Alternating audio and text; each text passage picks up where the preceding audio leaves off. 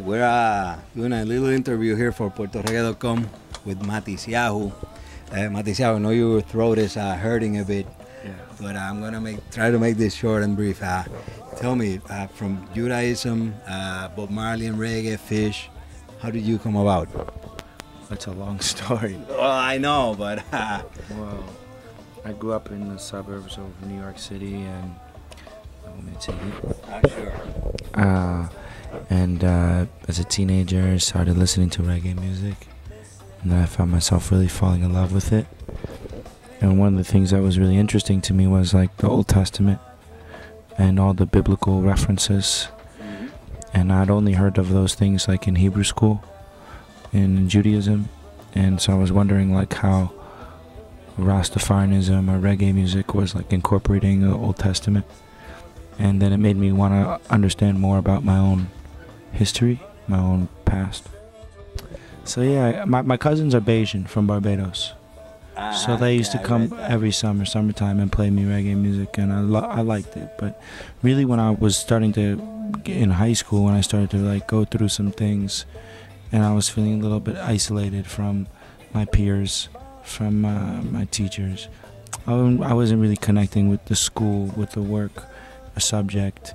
I was like kicked off of my sports teams, you know. So at that point I said like, I felt very alone. So I started listening to reggae music. Then I started to feel empowered by it, like Bob Marley made me. And also I felt this searching for my own identity, this connection with the Old Testament. So I tried like growing my dreadlocks and everything, and then I realized like I'm not a Rastafarian, I'm not from there, but that doesn't mean that I can't love and create the music. But I need to find out more about my own history and where I come from.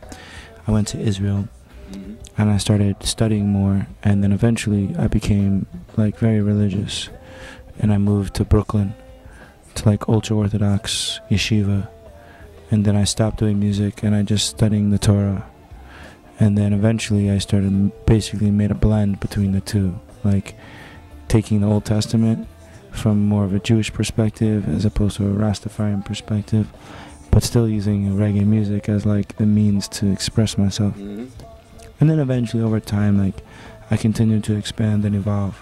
So not getting stuck in any one thing, like not getting stuck in any one genre. Like reggae music is still a big part of what I do, but you know, the genre has to evolve and expand for me.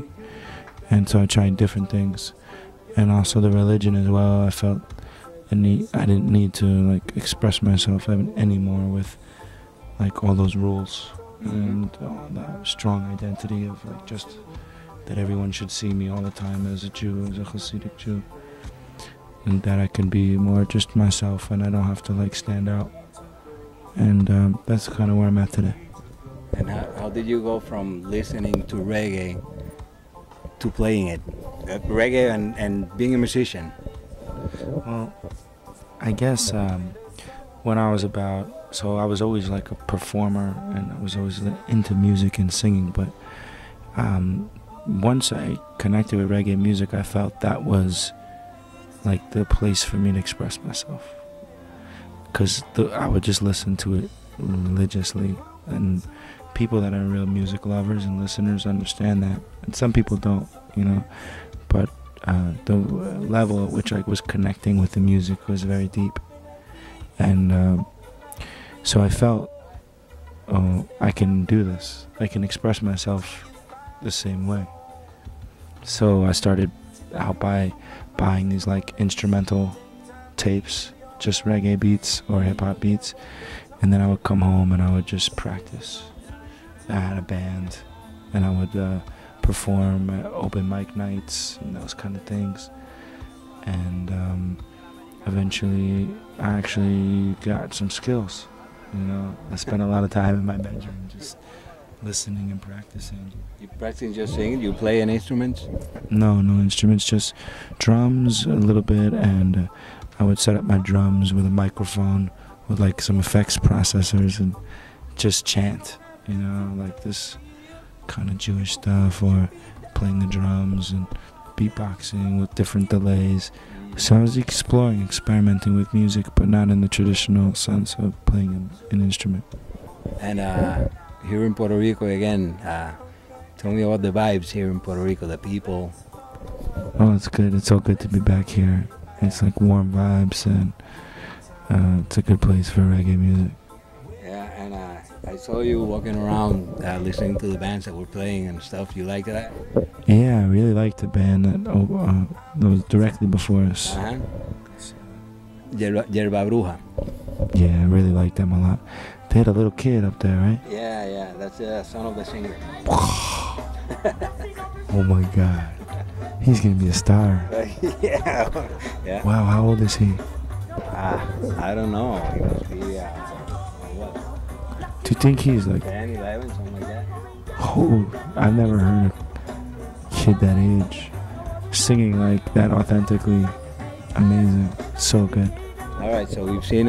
He's going to give his pops a run for his money. Yeah, definitely. Definitely. Okay, we saw your evolution. What's next for Matisyahu? Well, I'm doing things different, a little bit differently now. I'm trying to slow down a little bit and just like, to me, it's about like quality over quantity. Like a lot of reggae artists you see, they put out so many records. Yeah. And it's even like in my music, like I used to pack it with so many words, you know. And now I'm trying to like kind of shave off everything extra, you know, and just try and make an impact, you know, in the places that I go, in the music that I write, and not trying to consume everything and take over the world. Just trying to be focused on being the best artist that I can be and do my best with the situation that I'm given. For example, like tonight, I like lost my voice before the show, and I was really struggling, and I got really down about it. So it was hard to come out on stage and be up, and you know. But I feel like we made the best. I made the best of the situation, and in the end, I think people went away feeling good, and I felt pretty good about the performance as well. Yeah, well, you did a very good job. You did a very good job with what you had. Any last words for the people here in Puerto Rico? Just want to say thank you for having me back. It was 8 years, and it's a very unique and special people. I feel blessed to be here and to be a part of you know, this place, even in the short time that I'm here. Thank you for supporting me. Blessed love. All right, give me a shout out for puertoreggae.com. puertoreggae.com. This is Matisyahu, and great having you here. It's been an honor listening to you, seeing you, and great for you to have us here with you. Thanks for coming into the RV. All right, man. Thanks a lot.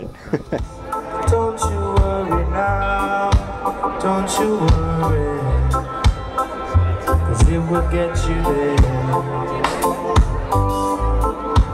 where you need to go, where you need to go, where you need to go.